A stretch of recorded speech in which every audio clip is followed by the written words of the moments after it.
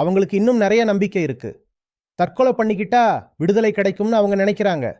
அவங்க எல்லாத்தையும் விட்டுடல. இன்னும் ஒரு பெரிய நம்பிக்கையோடு தான் இருக்காங்க.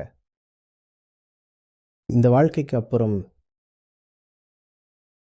என்ன இருக்குன்னே எனக்கு தெரியாதப்போ, தெரியாத ஒரு இடத்துக்குள்ள நான் எப்படி போக முடியும்? நிச்சயமா நான் அங்க ஏதோ ஒரு நம்பிக்கையை வைக்கிறேன். தற்கொலை பண்றதுல கூட ஒரு பெரிய தலைக்கணம் இருக்கு. நான் உங்களை கேட்கிறேன், தற்கொலைக்கு அப்புறமும் உங்க பிரச்சனைகள் தொடர்ந்தா என்ன பண்ணுவீங்க? அப்போ எதை போய் கொல்லுவீங்க? இந்த தற்கொலை முடிவுக்கு பின்னாடி ஒரு அரைகுறை ஞானம் இருக்கு. தற்கொலை பண்ணிக்கிட்டா எல்லா பிரச்சனையும் முடிவுக்கு வந்துடும்னு நீங்க நினைக்கிறீங்க. ஒருவேளை அப்படி முடியலன்னா, ஒருவேளை தீராத பிரச்சனையே தொடர்ந்தா என்ன பண்ணுவீங்க? ஆனா இதுல திரும்ப வரவே முடியாது.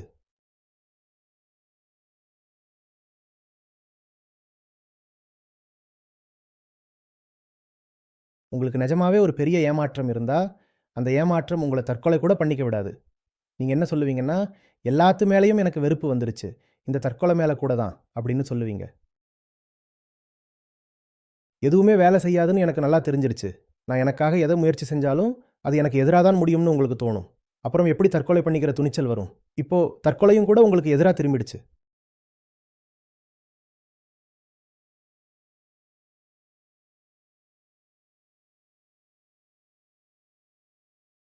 அப்போ சுயசார்புக்கு அங்கீகாரம் மட்டும்தான் வழியா? கண்டிப்பா, ஏன்னா வேற எந்த வழியும் அங்க தேவையில்லை. அங்கீகாரங்கிறது தானா நடக்கிற ஒண்ணு. எதையாவது அனுபவிக்கிறதே அதை ஏத்துக்கிட்ட மாதிரி தான். நீங்க ஒரு கஷ்டத்தை அனுபவிக்கிறீங்கன்னா, அந்த கஷ்டத்தை ஏற்கனவே ஏத்துக்கிட்டீங்கன்னு தான் அர்த்தம். அப்புறம் ஏன் அது தெரியாத மாதிரி நடிக்கணும்? இது எப்படி இருக்குன்னா, நீங்க என்கிட்ட வர்றீங்க, நீங்க யாருன்னு எனக்கு நல்லாவே தெரியும். ஆனா நான் உங்களை எனக்கு தெரியுமான்னு கேட்குற மாதிரி. பெண்கள் அடிக்கடி இப்படி பண்ணுவாங்க, கவனிச்சிருக்கீங்களா? நீங்க ஏன் இப்படி நடிக்கணும்? நீங்க ஒண்ணு அனுபவிக்கிறீங்கன்னா, அதை ஏற்கனவே அங்கீகரிச்சிட்டீங்கன்னு தானே அர்த்தம். அப்புறம் ஏன் இப்படி தெரியாத மாதிரி நடிக்கணும்? மன்னிக்கணும். நம்ம எங்கேயாவது சந்திச்சிருக்கோமா? எனக்கு உங்களை தெரியுமா? நிஜமாவே எனக்கு உங்களை தெரியுமா? அப்பப்போ பேசுறவர் தன்னுடைய சொந்த அனுபவங்களை உள்ள கொண்டு வர்றதுக்காக நீங்க அவரை மன்னிக்கணும். சில சமயம்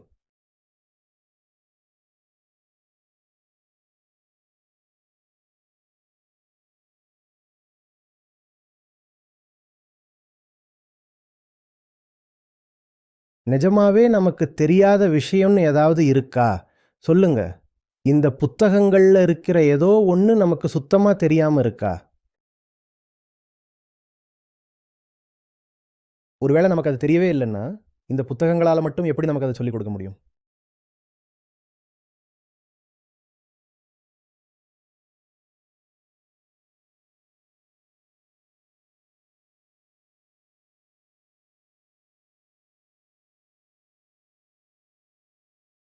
ஒரு புத்தகத்தை படிக்கிறது ரொம்ப சுலபம். ஆனா உண்மையை ஒத்துக்கிறதுக்கு என்ன வேணும் தெரியுமா? தைரியம். நல்ல வேளையா அந்த தைரியம் நம்ம எல்லார்கிட்டயும் இருக்கு. அதை தட்டி எழுப்பணும், அவ்வளவுதான். நீங்க தேவையே இல்லாம பயப்படுறீங்கன்னு உங்களுக்கு யாராவது ஞாபகப்படுத்த வேண்டியிருக்கு. அவ்வளவுதான் விஷயம்.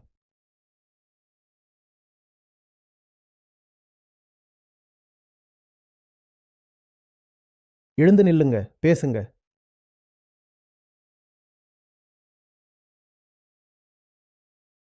பொய்களை பொய்ன்னு உரக்க சொல்லுங்க. அதை சுட்டி காட்டுங்க. உண்மையை ஒத்துக்கிட்டு சரணடைங்க.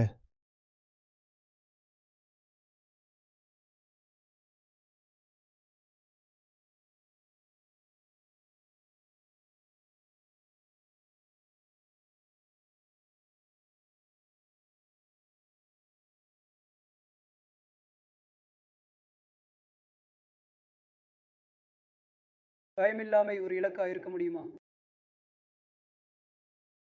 உங்களுக்கு தெரியுமா, உங்களுக்கு பயம் இருக்குன்னு நீங்க எப்போ ஒத்துக்கிறீங்களோ, அப்பவே அந்த பயத்தை விட நீங்க உயர்ந்து நிக்கிறீங்கன்னு அர்த்தம். பயம் உங்களுக்கு செய்யக்கூடிய ஆகப்பெரிய கெடுதல் என்ன தெரியுமா? பயத்தை பயம்னு சொல்லக்கூட உங்களை அது விடாது. அப்போ நீங்க உயிர் போகும் அளவுக்கு பயந்து போயிருக்கீங்கன்னு அர்த்தம். ஆனா பயத்தை பயம்னு நீங்க கூப்பிடும்போது நீங்க பயத்தை தாண்டி வந்துடுறீங்க. நடுங்கிக்கிட்டு இருக்கும்போதே உங்களால் நிமிர்ந்து நின்று, தெரியுமா எனக்கு இப்போ பயமாக இருக்குன்னு சொல்ல முடிஞ்சா அதுதான் உங்களோட உச்சக்கட்ட தைரியம். பயமே இல்லாமல் இருக்கிறது தைரியம் கிடையாது. எனக்கு பயங்கரமாக பயமாக இருக்குன்னு ஒத்துக்கிறதுல தான் தைரியம் இருக்குது. அதை விட்டுட்டு பயமா அப்படின்னா என்ன, எனக்கு பயமே தெரியாதுன்னு நடிக்கக்கூடாது. பயம்னா என்ன அப்படி நீங்கள் சொல்லும்போதே பயத்தில் பேண்ட்டை நினச்சிருப்பீங்க.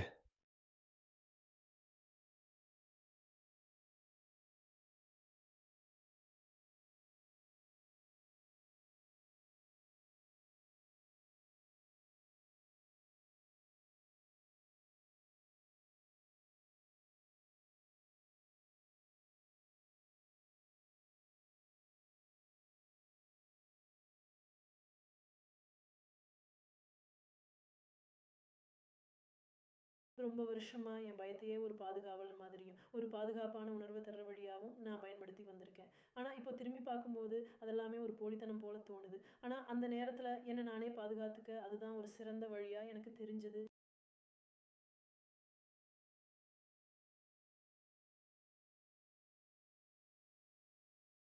நிஜமாவே அதெல்லாம் ஒரு பொய்ன்னு நீங்கள் நினைக்கிறீங்களா? இல்லை அதெல்லாம் ஒரு பொய்ன்னு நீங்கள் இப்போ ஃபேக்காக உணர்றீங்களா? அந்த நேரத்துல அது ரொம்ப நேர்மையான ஒரு விஷயமா இருந்தது. ஆனா, இப்போ அந்த நேரத்தில் அது ரொம்ப நேர்மையான ஒரு விஷயமா இருந்தது. ஆனால் இப்போ இந்த நிமிஷத்தில் நீங்கள் இதை சொல்லும்போது இது ஒரு உண்மையான வாக்கு மூலமா, இல்லை நீங்கள் இன்னும் நடிச்சுக்கிட்டு தான் இருக்கீங்களா?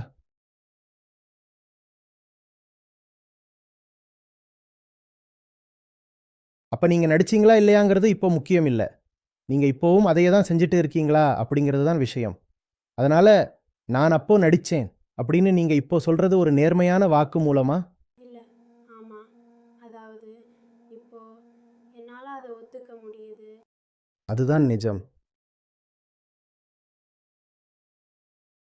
நீங்கள் நடித்தது ஒன்றும் அவ்வளோ பெரிய சோகம் கிடையாது. ஆனால் நான் ஒருபோதும் நடிக்கிறதே இல்லை அப்படின்னு உங்களை நீங்களே ஏமாத்திக்கிட்டு நடிக்கிறீங்க பாருங்க. அங்கே தான் நிஜமான சோகமே இருக்கு. நடிக்கிறது ஒரு பெரிய சோகம் கிடையாதுங்க. நம்ம பிறக்கும்போதே அப்படிதான். சில விலங்கு குட்டிகளை பாருங்க, பிறக்கும்போதே சூழலுக்கு ஏற்ற மாதிரி தன்னை மறைச்சிக்கிற அந்த வித்தையும் எதிரியை ஏமாத்துற அந்த தந்திரமும் அதுங்களுக்கு இயல்பாகவே தெரியுது. நழுவி போகிறதோ இல்லை செத்த மாதிரி நடிக்கிறதோ எல்லாம் அதுங்களுக்கு பிறக்கும்போதே அசாத்தியமாக தெரியுது. அதனால் இந்த நடிப்பு ஒன்றும் ஒரு பெரிய பிரச்சனையே இல்லைங்க. சொல்லப்போனால் நம்ம உடம்பே இந்த மாதிரி ஏகப்பட்ட விஷயங்களை நடித்து ஏமாத்துறதுக்காக தான் வடிவமைக்கப்பட்டிருக்கு. பல்லியை பார்த்துருக்கீங்களா? அது எப்படி செத்த மாதிரி நடிக்கும்னு. நீங்கள் அந்த வாழை பிடிச்சிக்கிட்டு இருக்கணுங்கிறதுக்காகவே அது தன் வாழை மட்டும் உங்ககிட்ட கழட்டி விட்டுட்டு தப்பிச்சிடும்.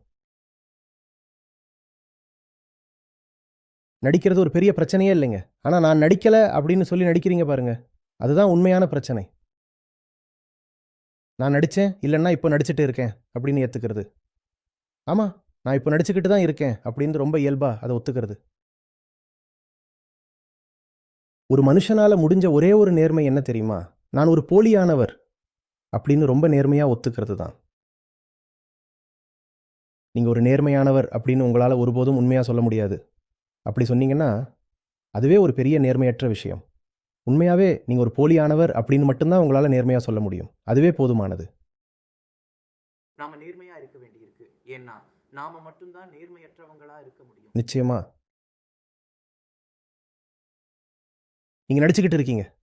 அதுவும் நீங்கள் நடிச்சுக்கிட்டு இருக்கீங்கன்னு உங்களுக்கே நல்லா தெரியும். இப்போ நீங்கள் அதை பற்றி நீங்கள் பொய் சொல்லும்போது நீங்கள் ஒரு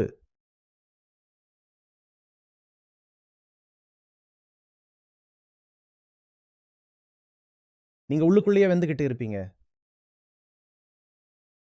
நிஜமா அங்கே என்ன நடக்குதுன்னு அந்த மனசுக்கு தெரியாமலே போயிடும். மனசு சொல்லும் அனுபவபூர்வமாக எனக்கு தெரியுது நான் நடிச்சுக்கிட்டு இருக்கேன்னு. ஆனால் புத்தி சொல்லும் நான் நடிக்கிறேன்னு ஒத்துக்கக்கூடாது. அப்போது நான் நிஜமாவே நடிக்கிறேனா இல்லையா?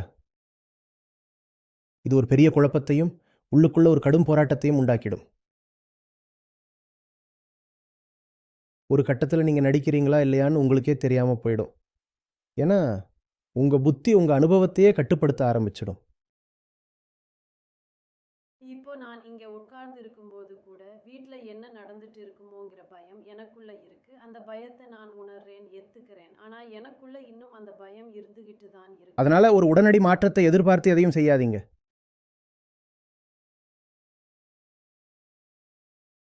அந்த ஏமாற்றம் இருக்குது பாருங்க, அதை நான் உணர்றேன், ஒத்துக்கிறேன், எனக்கு தெரியுது. ஆனால் இன்னும் அந்த பயம் இருந்துக்கிட்டே தான் இருக்குது. ஆமாம், கண்டிப்பாக இருக்குது.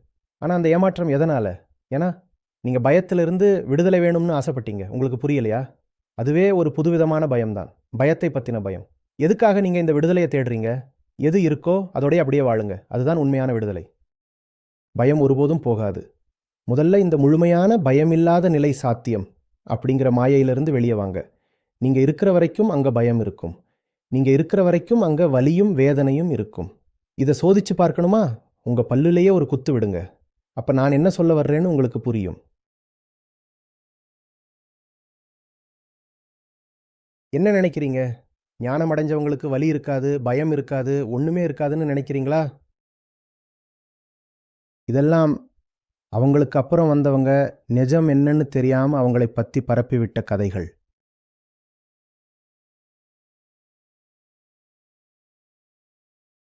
உங்களுக்கு புரியுதுங்களா? உங்ககிட்ட 2 தன்மைகள் இருக்கு. ஒன்று, அந்த பயத்திலிருந்து என்றைக்குமே தப்பிக்க முடியாத ஒரு தன்மை. இன்னொன்று, என்றைக்குமே பயப்படவே முடியாத ஒரு தன்மை. என்றைக்குமே பயப்படவே முடியாத அந்த தன்மை உங்களுக்குள்ள வெளிப்படணும்னா முதல்ல அந்த பயத்தோடு நீங்கள் ஒரு அமைதிக்கு வரணும். அது வரைக்கும் அந்த தன்மை உங்களுக்கு வசப்படாது. பயத்தை பார்த்து பயந்து அதை திரும்பி பார்க்கக்கூட முடியாத அந்த நிலையிலிருந்து நீங்கள் எப்போ வெளியே வர்றீங்களோ அப்போ தான் அந்த பயமின்மை உருவாகுது. சின்ன பசங்களை பார்த்துருக்கீங்களா? ஏதாவது ஒன்றுத்தை பார்த்து ரொம்ப பயந்துட்டாங்கன்னா அதை கண்ணை திறந்து பார்க்கக்கூட மாட்டாங்க. நாமளும் அதே தான் பண்ணுறோம். நமக்கு முன்னாடி சிதைந்த ஒரு பிணம் கிடக்குதுன்னு வைங்க, பயத்தில் அதை திரும்பி பார்க்கக்கூட மாட்டோம். வாழ்க்கையோட கசப்பான உண்மைகளை எதிர்கொள்ள முடியாமல் அந்த அளவுக்கு நம்ம பயந்து போய் ஒளிஞ்சிட்டு இருக்கோம். இதுதான் யதார்த்தம். இன்னைக்கு நான் என் தப்பை ஒத்துக்கலாம், இனிமே இதை செய்ய மாட்டேன்னு கூட முடிவெடுக்கலாம். ஆனால் என்னோட பழக்க வழக்கங்கள் காரணமாக 3-4 நாள் கழித்து மறுபடியும் அதே விஷயம் திரும்பவும் நடக்கும் சார். அது திரும்ப திரும்ப நடக்கட்டும், பரவாயில்ல. ஆனால் ஒன்று கவனிச்சிங்களா? இந்த சுழற்சி நிற்கணும்னு நீங்கள் எதிர்பார்த்தீங்கன்னா அப்புறம் நீங்கள் உங்கள் தப்பை ஒத்துக்க கூட மாட்டீங்க. இதை ஒத்துக்கிட்டு என்ன பிரயோஜனம்? நான் ஒத்துக்கிட்ட அப்புறமும் எந்த மாற்றமும் வரலையேன்னு சொல்லி நீங்கள் ஏமாந்து போயிடுவீங்க. அதனால் எந்த எதிர்பார்ப்பும் இல்லாமல் உண்மையை ஒத்துக்கோங்க. உண்மைதான், பல நேரங்களில் நாம் ஒரு விஷயத்தை ஒத்துக்கிறது எதிர்பார்ப்போடு வர்றதில்லை. ஒரு விதமான பயத்தோட, அதாவது ஒரு முன்னெச்சரிக்கை பயத்தோட வருது. இன்னொரு நபர் என்னை பயமுறுத்துறாருன்னு நான் ஒத்துக்கிட்டா உடனே அந்த நபரை என் வாழ்க்கையிலிருந்து நீக்கணுங்கிற ஒரு கட்டாயம் எனக்கு வந்துடுமோன்னு நீங்கள் பயப்படுறீங்க. அந்த பயமே உங்களை உண்மையை ஒத்துக்க விடாமல் தடுத்துடுது. எந்த ஒரு பலனையும் எதிர்பார்க்காம, எதை பற்றியும் கவலைப்படாமல் நடக்கிறபடி அப்படியே ஒத்துக்கோங்க. எந்த எதிர்பார்ப்பும் வேணாம், எந்த பயமும் வேணாம். நிஜத்தை மட்டும் நேருக்கு நேர் பாருங்க. அடுத்து என்ன ஆகுமோங்கிற நடுக்கம் தான் உங்களை உண்மையை பார்க்க விடாமல் தடுக்குது. ஏன்னா ஏற்கனவே ஒரு முடிவுக்கு வந்துடுறீங்க. அந்த முன்முடிவே உங்கள் கண்ணை மறைக்குது. உண்மையை ஒத்துக்கிட்டா அடுத்து என்ன நடக்கும்னு நீங்களே கற்பனை பண்ணி வச்சுருக்கீங்க. நான் இதை ஒத்துக்கிட்டா இதிலிருந்து நான் விலகணும், அப்படி விலகினா அதுக்கு நான் கொடுக்க வேண்டிய விலை ரொம்ப அதிகம்னு நீங்கள் நினைக்கிறீங்க. அந்த விலையை கொடுக்க உங்களுக்கு விருப்பம் இல்லை. அதனால தான் உண்மையையே பார்க்க மறுக்கிறீங்க. நான் எதையும் ஏற்றுக்க விரும்பலை. எந்த பயமும் வேணாம், எந்த எதிர்பார்ப்பும் வேணாம். வெறுமனே ஒத்துக்கிட்டே இருங்க. என்ன நடக்குதோ அதை அப்படியே கவனிச்சுக்கிட்டே இருங்க. பரிசோதனை பண்ணுறதை முதல்ல நிறுத்துங்க. நான் 6 மாதமாக இதை தொடர்ச்சியாக செஞ்சுட்டு இருக்கேனே, வாழ்க்கையில் இப்போ என்ன மாற்றம் வந்திருக்கு, என் குணம் மாறி இருக்கான்னு உங்கள் முன்னேற்றத்தை நீங்களே கணக்கு போட்டு பார்க்காதீங்க. ஏன்னா உங்கள் வாழ்க்கையில் என்ன மாற்றம் வரப்போகுதுன்னு முன்கூட்டியே தெரிஞ்சால் அது உங்கள் பழைய மனசு போட்ட திட்டப்படி நடக்குதுன்னு அர்த்தம். உங்கள் பழைய அறிவுக்குள்ளே அடங்குற எந்த மாற்றமும் உண்மையான மாற்றம் கிடையாது. அது வெறும் திருத்தம் மட்டும்தான். நிஜமான மாற்றம்ங்கிறது உங்களால் கற்பனை பண்ண முடியாத ஒரு புதிய விஷயம். உண்மையான மாற்றம் ரொம்பவும் புதிரானது, கண்ணுக்கே தெரியாதது, ரொம்பவும் நுட்பமானது. அது நடக்கிறத உங்களால் அவ்வளோ சீக்கிரம் கண்டுபிடிச்சிட முடியாது. அந்த மாற்றம் ஏற்கனவே நடந்துருச்சுங்கிறத நீங்கள் உணரணும்னா ஒன்று உங்ககிட்ட அசாத்தியமான கவனிப்பு இருக்கணும், இல்லைன்னா ரொம்ப காலம் கடந்து பின்னாடி திரும்பி பார்க்கணும். மாற்றம் வந்துருச்சான்னு பார்க்குறத முதல்ல நிறுத்துங்க. நான் இதை பண்ணிட்டு இருக்கேன், அங்கே போயிட்டு இருக்கேன், இதை முயற்சி செஞ்சுட்டு இருக்கேன், அப்படி என்னதான் மாற்றம் வந்துட போகுதுன்னு கணக்கு பார்க்காதீங்க. அந்த மாற்றம் உங்களோட எல்லைக்கு அப்பாற்பட்டது. அவசரப்படாதீங்க, புரிஞ்சுக்க முயற்சி செய்யுங்க. நம்பிக்கையோட கவனிச்சுக்கிட்டே இருங்க. என்ன நடக்குதோ அதை அப்படியே ஏற்றுக்கிட்டே இருங்க. இதில் தயக்கமோ இல்லை வெட்கமோ படாதீங்க. ஏன்னா இது உங்களோட உண்மையான பயணம். குற்ற உணர்ச்சியை வச்சுக்காதீங்க. ஒருவேளை தோணுனா ஆமாம் குற்ற உணர்ச்சி இருக்குன்னு அப்படியே ஒத்துக்கோங்க.